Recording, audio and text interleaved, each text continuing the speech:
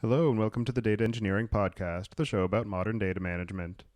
When you're ready to build your next pipeline, you'll need somewhere to deploy it, so check out Linode. With private networking, shared block storage, node balancers, and a 40 gigabit network, all controlled by a brand new API, you've got everything you need to run a bulletproof data platform. Go to dataengineeringpodcast.com/Linode today to get a $20 credit and launch a new server in under a minute. And go to dataengineeringpodcast.com to subscribe to the show, sign up for the mailing list, read the show notes, and get in touch. And join the discussion at dataengineeringpodcast.com/chat.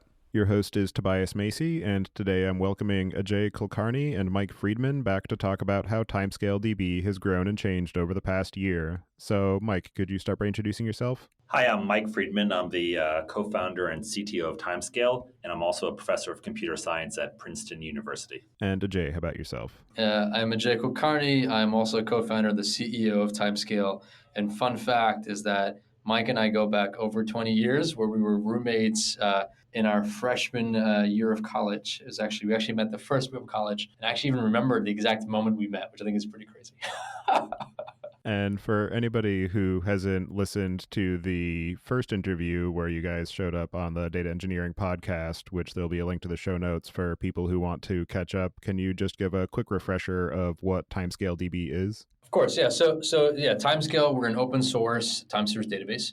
In particular, we are the leading open source time series database that supports full SQL. We're engineered on top of Postgres. So what that means is that we look and feel just like Postgres. And we also inherit all of the storied Postgres rock solid reliability. And of course, its massive ecosystem. That also kind of gives us the largest ecosystem of any time series database, despite being only 2 years old. We launched less than 2 years ago. We've raised financing from top VCs since then, including Benchmark, NEA, Two Sigma Ventures, and a variety of angels. I think since we last spoke, some new things are we've surpassed 1 million downloads.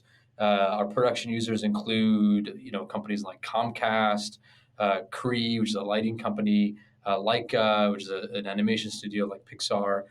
We're even deployed by the European Space Agency for a new solar orbiter mission that they're working on. And I think that kind of some of the newest news is that we found out recently that we are the most requested extension on AWS RDS, and we're the most requested feature on Azure Postgres. So I think this all speaks to not just the product we've built, but also I think the broad adoption and popularity that it's seen.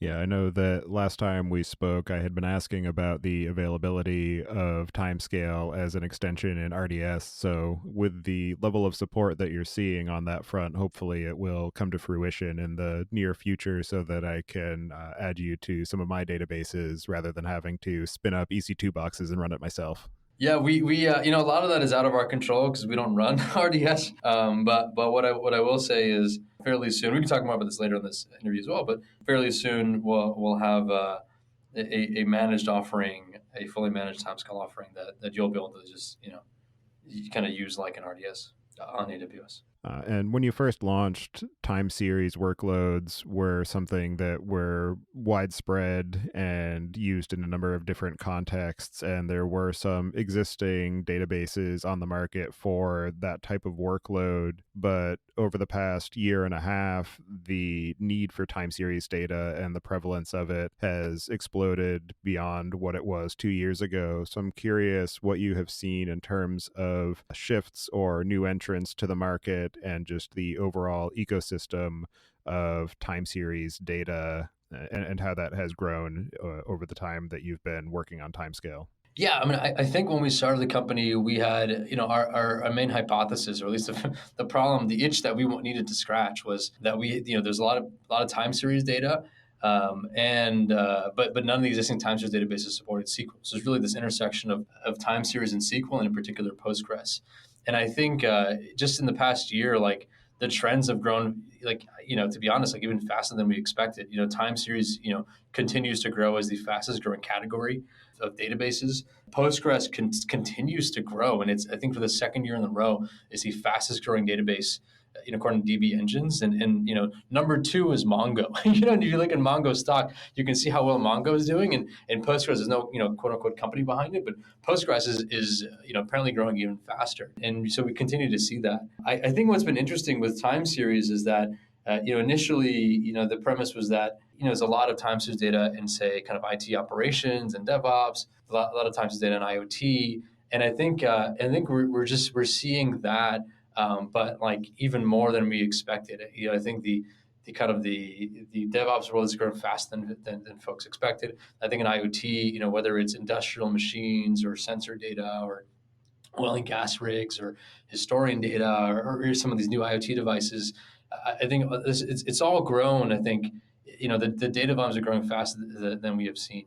Than we expected. So I think it's been really cool. And I think that explains a lot of the adoption we're seeing. Time series also, it is managed to crop up in places that we did not expect. Like we see companies deploying us as part of their ML pipelines, as part of their web and mobile eventing data, and part of their security analysis. I think network monitoring is something we're seeing a lot of usage from that we did not expect. When we started this company. So it's all been good things. I think in terms of the market, I think probably the most interesting news has been as of a few months ago when AWS at reInvent announced their own fully managed time series offering called Timestream, and I think that's been interesting for like a couple of reasons. Number one, I think it did totally validated the market, and I think a lot of people, when the news came out, a lot of people asked us, "Oh, is this going to hurt you guys?" And it's actually only helped us. Like, we've only gotten more attention from potential users. We've actually had analysts, like leading database analysts, like cold call us to talk to us, and like, "Oh, hey, we're having a lot of conversations lately that where Timestream comes up and Timescale comes up, and can you talk?" And we're like, "Yeah, of course." And in fact, we've also had a lot of inbound investor interest as well. So I think that's been very validating. But I think the really interesting part about Timestream is, when it first came out, it was really it was kind of funny because we saw the name and we were like, "Wait, Timestream? Did they really call it that?" And because we're Timescale, and when we saw some of their marketing as well, when we looked at it, we're like, "Wow!" And very it kind of mimicked, to put it mildly, our own kind of marketing and our own messaging. And we talk about some of the things we talk about in our blog posts and our website and our kind of talks we give that are also on, available on YouTube.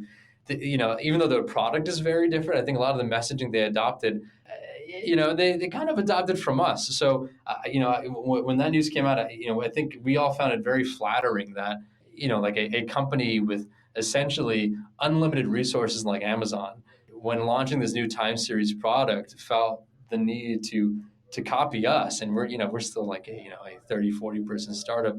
And I think we found that really flattering and pretty funny.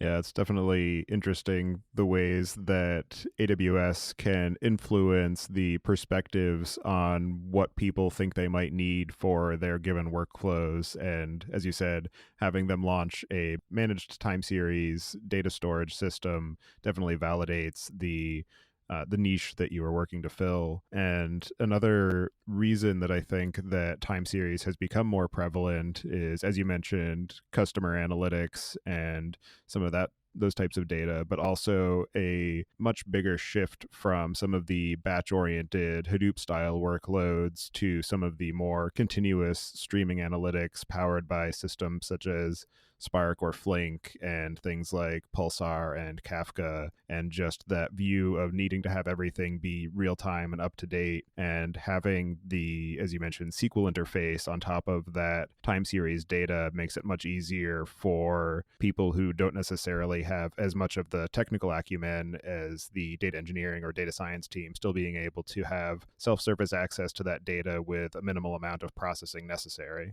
Yeah, and I think that's one of the advantages we've always seen from, and what we hear from customers as well, of our approach compared to some of the others where they were building their own custom query language, was that as you point out, that not only is SQL broadly adopted, but you have this existing large install base that speak SQL natively, and so it's not just that both people are trained to use SQL as one of the largest data access languages, but also visualization layers and existing legacy applications. So you could basically use this time series data and join it with other business data and metadata, and then use it across your entire organization. And I think related to your questions before too, which is one of the things that we've seen is a lot of the existing time series databases had come out of this IT or DevOps world where they were kind of narrowly focused on the use case. What we start seeing is as more and more companies are starting to use their time series data as part of their digital transformation,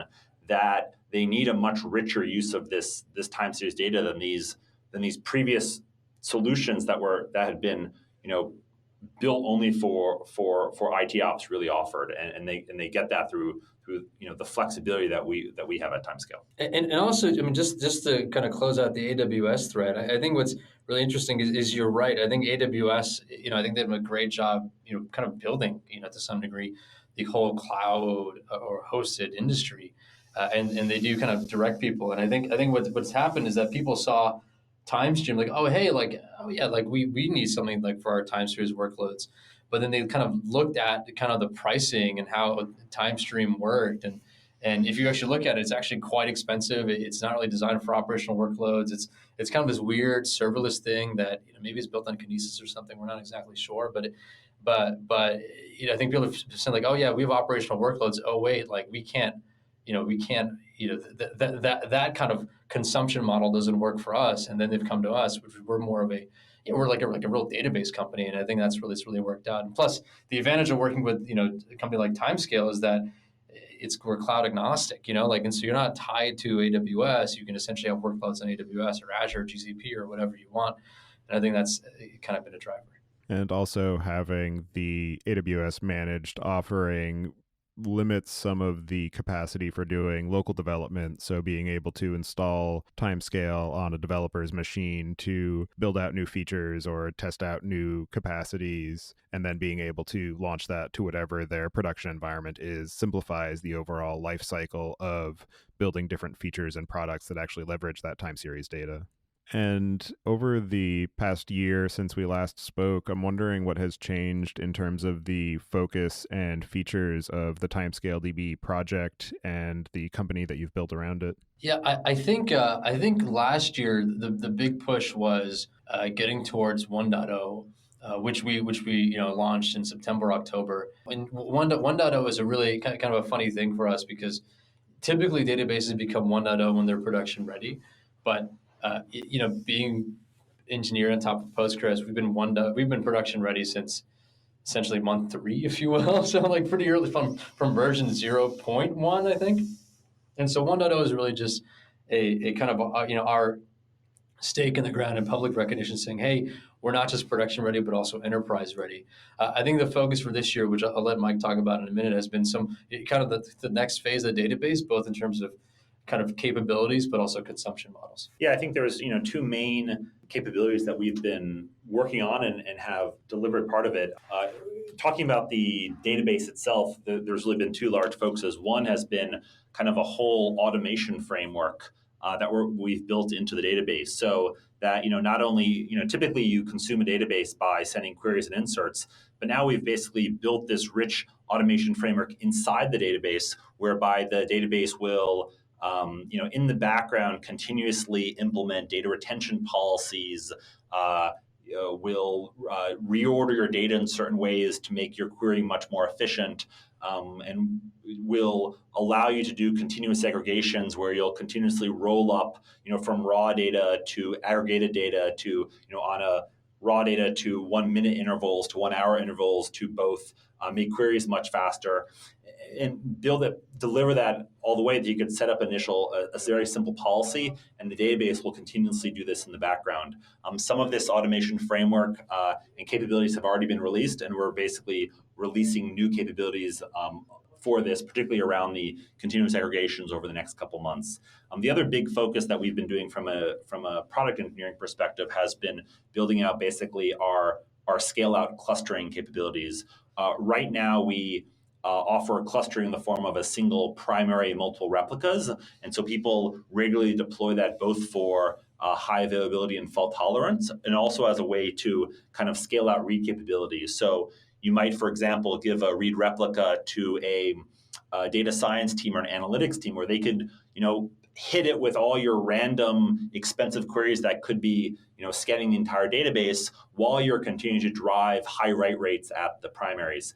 But what we'll be basically releasing throughout this year is the ability to scale out the number of primaries you have. So you could build out this to the hundreds of terabytes or petabyte scale, as opposed to today, which we generally see people in the tens of terabyte scales. One more thing that I think is worth mentioning is, because it came up kind of earlier in this conversation, is we fully recognize that not all, but I'd say a lot, maybe most database workloads are moving to the cloud. And I think like you kind of alluded to, it's like not everyone wants to manage a database on EC2 or on their own VMs, and so we fully recognize that, and so our managed offering right now, which essentially has been in beta, where over the next few months you'll see more announcements around this, but one of the main focuses has been really bringing a generally available, fully managed Timescale cloud that essentially, allows you to do the things you want to do, which is, insert data, query data, analyze data, use the power of SQL, and maybe, kind of let you offload things that maybe folks don't really want to bother with, which is, backups, replication, just kind of operating the database. And the way we're thinking about this managed offering is really to have something that's not just tied to one cloud provider, but is really available on multiple clouds. But again, we'll have more, I think, to announce in the next few months. So last fall, you launched your 1.0 release, and you talked a bit about the criteria for establishing that milestone. And in around that same time frame, the PipelineDB project also hit 1.0, and their focus is on doing these continuous aggregations in memory on top of Postgres for high volume workloads where you don't necessarily need access to the raw data, but you want to be able to continuously query these aggregated data points. And what you were saying, Mike, as far as introducing some of the automation around Timescale of continuously computing these aggregates and these rollups, I'm wondering how that plays into the calculus that somebody might be doing as to whether they would want to use PipelineDB versus TimescaleDB for some of these aggregated statistics. Yeah, we definitely are familiar with the PipelineDB product and think it is very good for the workloads that the use case that it's come out with. I think the great thing about 1.0 was they actually moved from a Postgres fork to Postgres extension, and we've certainly we've heard some requests of people looking at using both type of products. I think one of the main ways that these are looking at really complementary problems rather than competing problems is that, as you point out, that pipeline is really designed for these workloads where you have a really high volume of initial requests, but you don't want to basically store all the raw data. And so typically the way you're deploying this is that you kind of buffer a lot of these initial data points in memory and then into little micro batch. And then on that micro batch, then you update just an aggregate that's stored as like a view in the database. And so, I think one of the main ways that we're different is as much more of a traditional transactional database where you could use us to store your raw data as well as do all the type of transactions that you associate with a relational database. And yet also in the background, this new automation capability, be able to continuously create aggregates. And one of the reasons that you use aggregates is then you could then power dashboards where, for example, if you're trying to compute a statistics over a week-long data with millions of data points, you don't always at query time want to recompute, touch millions of data points to compute that one metric. You'd want to just power it from the pre-aggregated data. In that notion of allowing queries on pre-aggregated data, it's similar as pipeline. I think one of the ways that pipeline is different is they're really looking at things where you might be pushing, I think sometimes for the simpler case, tens of millions of metrics per second on a single machine, where I think right now we're kind of at like 1 million metrics per second or so on a single machine, because you're not actually storing the raw data. In a lot of cases, there's this long history of various type of streaming algorithms or sketching algorithms where you're doing these type of approximations or various type of functions where you can't even really store. You're only computing an approximation of the actual results because you're, again, not really ever looking to store the raw data. I would also add, just on a non-technical side, we're also big fans of the pipeline team and the work they're doing. And we think it's great for not just the Postgres ecosystem, but also for, I think, data management in general. And going back to your 1.0 release, I'm curious what were the most challenging aspects of establishing and reaching that milestone and some of the outcomes that you've seen post 1.0 in terms of general recognition or curiosity of the product and the work that you're doing at Timescale? Yeah, I mean, to be perfectly honest, I think the hardest part for us is where to draw the line and say this is 1.0. Because, typically companies like, oh, like until we're production ready, we're not one. But we've been production ready for, at that point, like, over a year, So we were kind of like, it was almost like scope creep. It was like, hey, like, where do we internally say, okay, now we're drawing the line and this is 1.0 and everything after that is not 1.0. And some of that was, I think, pretty clear around some usability things we wanted in 1.0.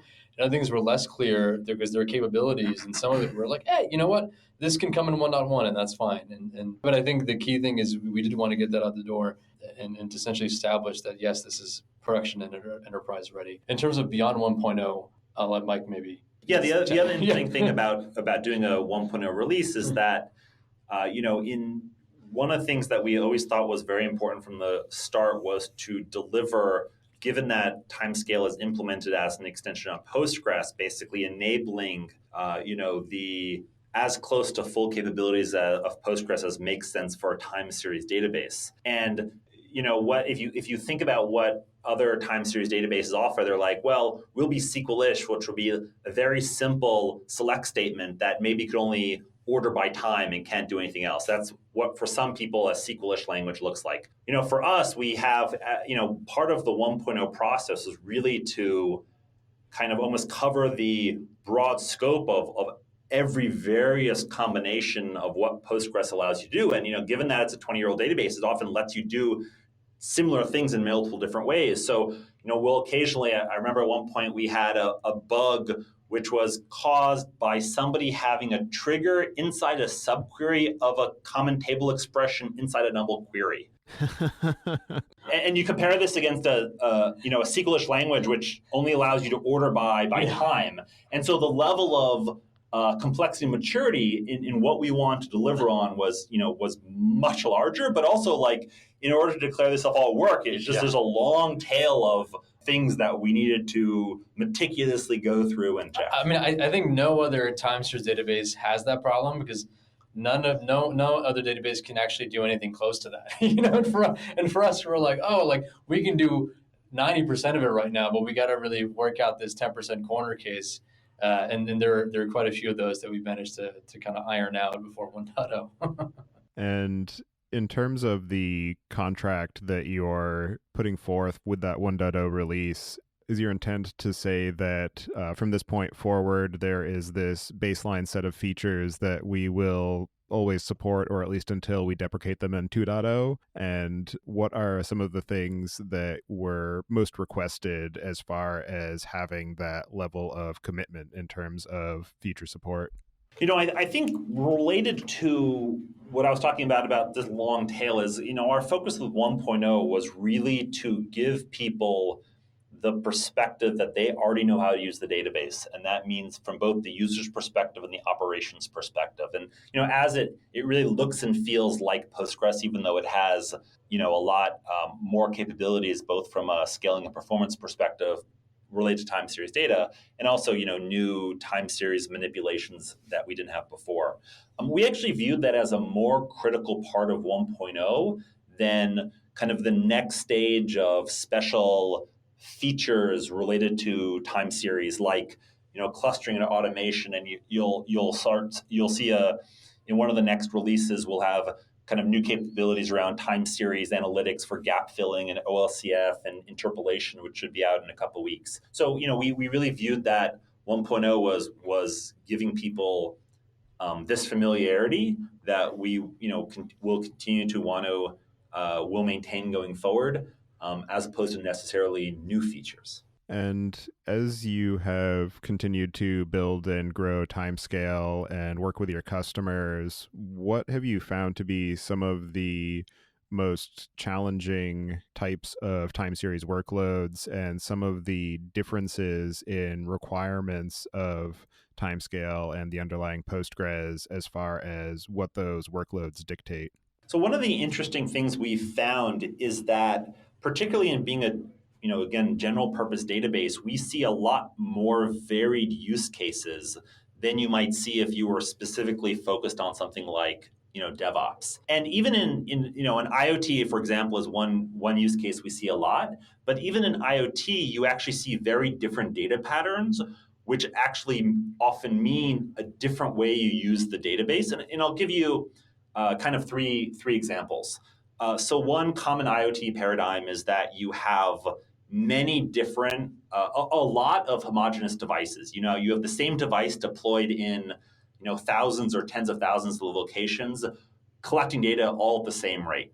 And so then that dictates one type of data model to store. You put all of this data in a single hypertable. You could predefine your schemas up front because all of your devices are very similar, and it's kind of the very natural thing. Another use case is that you will actually have a broader system and different types of sensors that are collecting different data at different offsets. And so that, again, basically leads to different type of data models that you want to handle inside your system. And there's different ways that you could use Timescale to store for, either defining different data, sensor types, or using our support for almost like a NoSQL database using JSON V support. And so what we find is that even in an area that you think sounds like kind of quote IoT, there are many different types of deployments that lead to different ways you use the database. Thankfully, because Timescale is incredibly flexible in the way you could use it, really doesn't dictate a specific storage paradigm or data model. It allows people to really adapt it to their use case. And as far as any initial assumptions or approaches that you built into Timescale when you first began working on it, what are some of the ones that have held true throughout? And which are the ones that you had to reconsider as you were presented with some of these different use cases and challenges? Yeah, I mean, I think the number one thing that's held through throughout is this notion that people like SQL, that people know SQL, that SQL is easy to use, and it's not just for your transactional workloads, but even for time series. Is that the versatility, the flexibility, the ubiquity of SQL is something that people really wanted, and really no time series database before Timescale really did that, and that's kind of what kind of when we launched, some people thought it was heretical, but I think that's I think we thought it was true then, and I think it's even more true now or truer now. I think probably related to that, one thing that has been disproven, and I think we're pleasantly surprised by this, is that we thought SQL was a query language for, say, software developers building applications or folks in IoT, and we just assumed that folks in the DevOps and IT monitoring space just didn't like SQL. Like they wanted something that was more bespoke and custom, like and one thing we've been pleasantly surprised is that there are actually quite a few use cases within the IT operations world that people need SQL. We've especially larger companies. There's this idea that you have assets that are generating time series data, and then you have metadata that describes those assets, and you need to join that data, and you don't want to denormalize it, right? And I think another use case has been you have all this IT operations data that maybe you're displaying in a dashboard like Grafana, but then you also need to make that same data available to business side of the house, either for budgeting reasons or capacity planning reasons or for strategic reasons. And the business side of the house uses Tableau, and so you need a SQL interface to that same data. And I think that's we've seen that quite often. And in particular, you see that with Prometheus. It's like maybe Prometheus is great for monitoring for the DevOps team, but as soon as you have multiple Prometheus instances, what's your long-term store?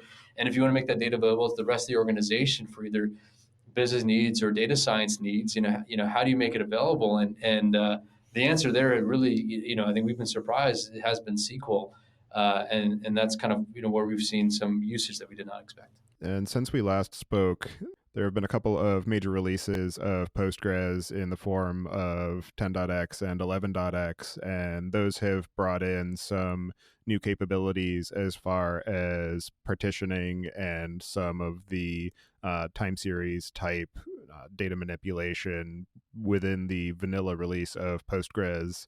So I'm wondering how those changes and evolutions of the underlying project have impacted your development of Timescale, from the architectural approach and any code that you have maybe been able to discard because it's implemented in vanilla Postgres, and maybe some changes in perception as far as the necessity of timescale for certain workloads? Yeah, I think, first of all, one of the nice things about being built as an extension is that, when Postgres 10 came out last fall, we released support for it, I think, just a few weeks later. And I think about a month or two ago, we launched support for Postgres 11. And, one of the nice things is that we could take advantage of many of the capabilities that they offered. So, for example, Postgres 11, we now have support to do greater forms of parallelization across our multiple internal chunks. We have the support to use its just-in-time compilation for larger queries, and that's all been great. And so to take advantage of the parallelization and JITting and everything has really been a big win, and we definitely see. I think Postgres 11 was one of the definitely recently a oft-requested feature for Timescale. As of yet, we haven't changed the way we do internal partitioning to reuse any of the support that has been built natively into Postgres 10 or 11.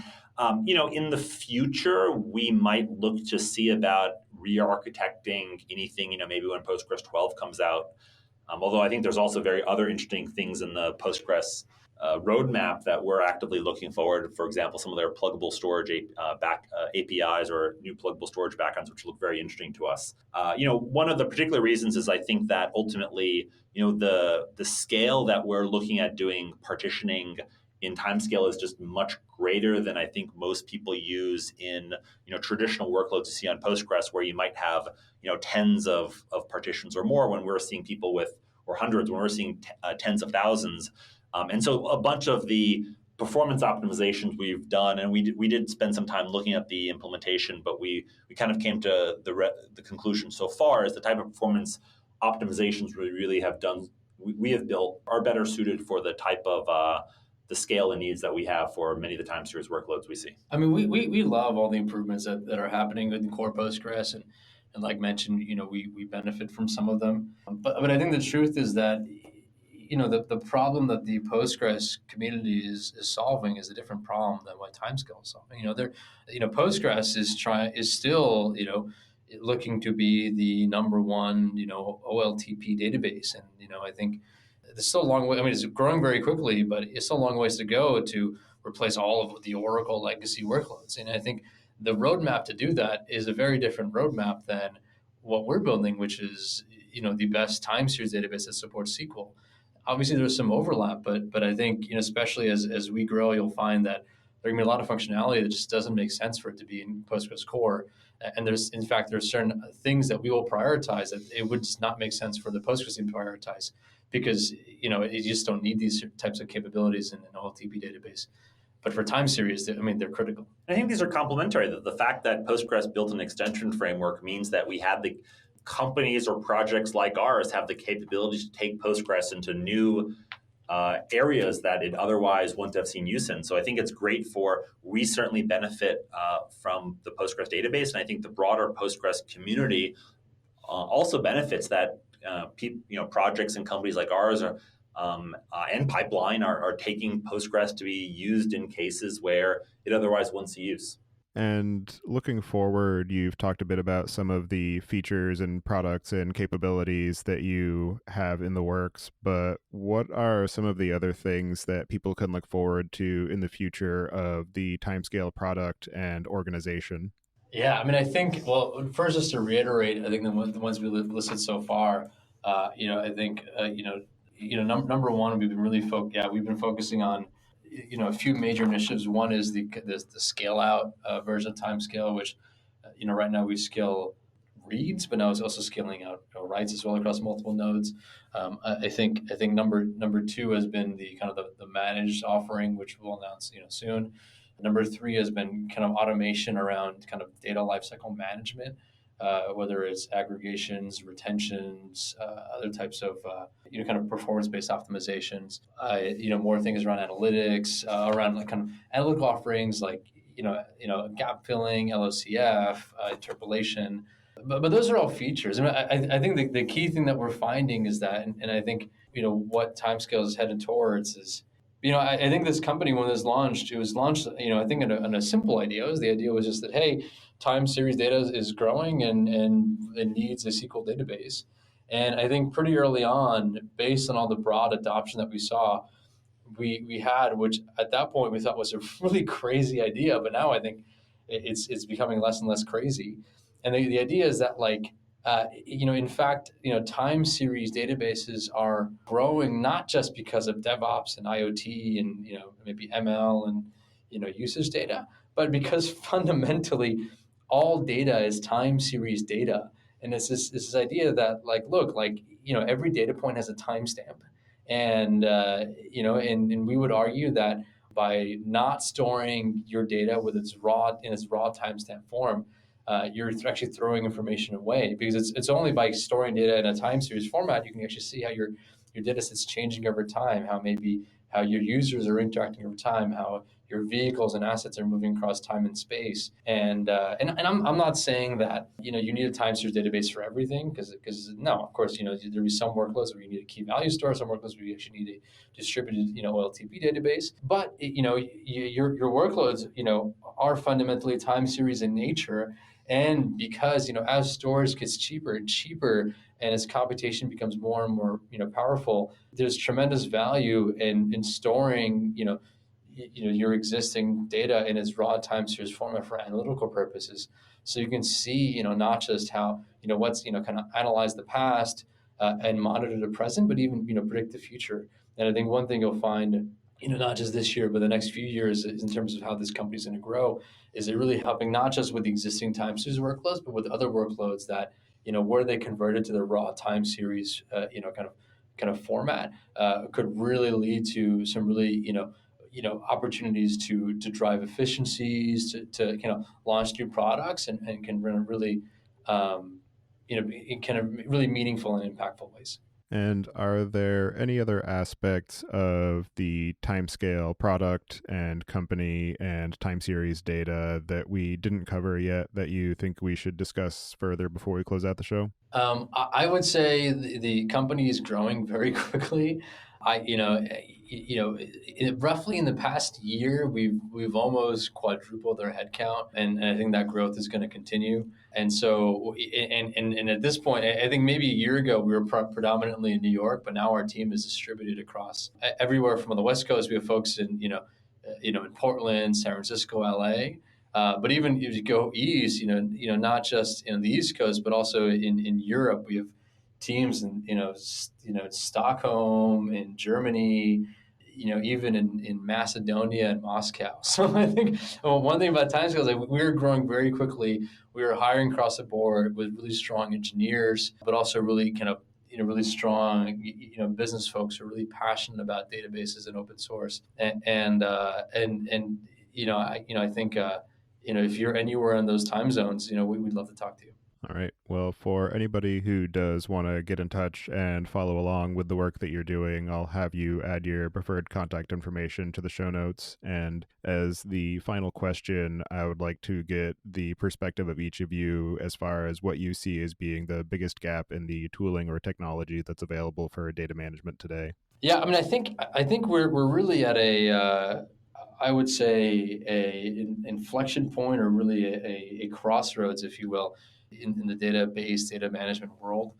More and more workloads are moving to the cloud, and plus you have the rise of open source. In a kind of contradictory way, the rise of the public clouds has actually it's kind of been a threat to the rise of open source, and you can see this as folks like Amazon launch proprietary products on the backs of open source communities without really contributing back to the communities. And in fact, the products they're launching, they're not open source. I mean, they're proprietary. And I think that is maybe not a product that's missing, but I think that's really, I think that is a missing thing in the community, which is, how do we marry the rise of the cloud with the rise of open source? And if the answer is multi-cloud, I don't think anyone, has been able to provide a really strong multi-cloud story yet.